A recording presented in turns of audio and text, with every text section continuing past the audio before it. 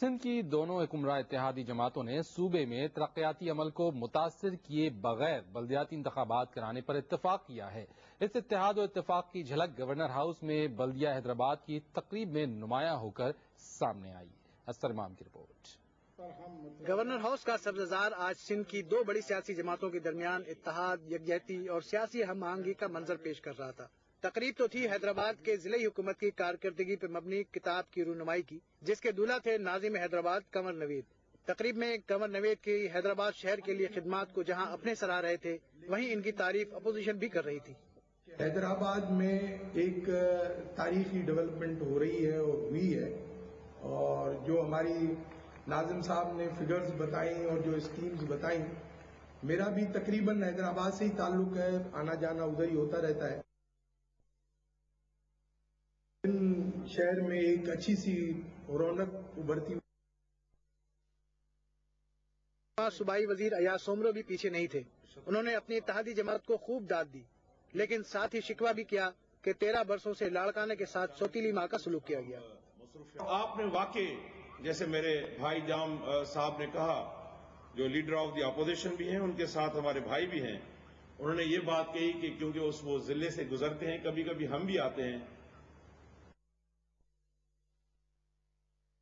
کی اسکیم نہیں بلکہ ہزاروں کی تعداد میں مختلف اسکیموں کو ہائی لائٹ کیا، وہ بھی قابل تعریف ہیں۔ وفاقی وزیر قانون بابر غوری کی تقریب بہت دلچسپ تھی۔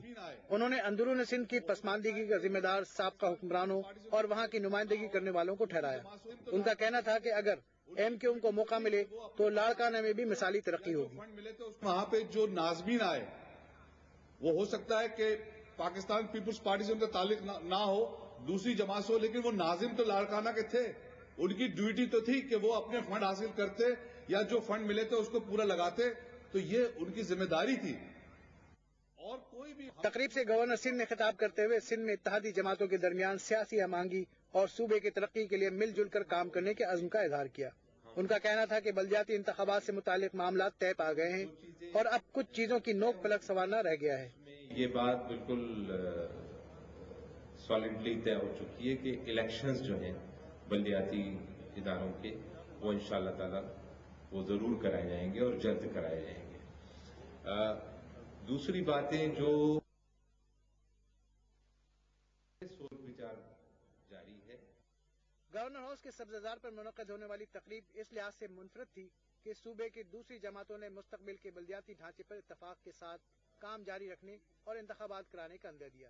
اسفر امام، آج نیوز، کراچی۔ پنجاب کے وزیر قانون رانا ثناء اللہ نے کہا ہے کہ آصف علی زرداری کا بطور صدر خیر مقدم کرنے کے لیے تیار